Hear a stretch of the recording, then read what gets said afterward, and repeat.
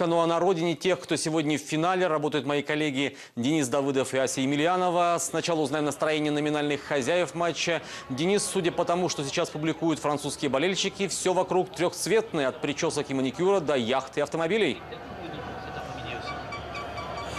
О да, Игорь, Марсово поле, где мы сейчас находимся, гудит. Вы видите, здесь огромная толпа, 90 тысяч человек. Время от времени они взрываются, когда вот там на экране показывают футболистов сборной Франции, гудят, ревут. Мне просто страшно представить, что будет, когда французы начнут забивать. Здесь ведь не только жители Парижа, здесь многотысячная армия туристов, которые в эти дни во французской столице. И приехали семьи из провинции за сотни километров специально, чтобы всей нацией поддерживать, быть свидетелями триумфа национальной сборной. Все надежды французов в эти дни связаны вот с этим человеком.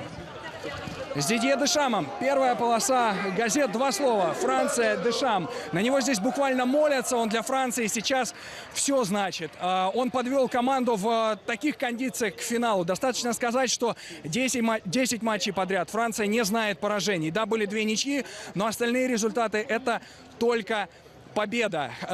Кроме того, в четвертьфинале и в полуфинале французы ни одного мяча не пропустили. Чего не скажешь о хорватах. То есть французы выигрывали в основное время, а хорватам приходилось пробиваться, буквально прогрызать каждый выход в следующую стадию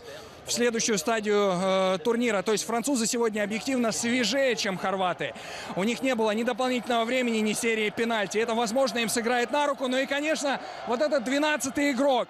Разноцветная, огромная толпа, которая за тысячи километров туда, в Лужники, посылает сигнал, что мы с вами, мы с командой. Посмотрим, как сложится матч. Игорь.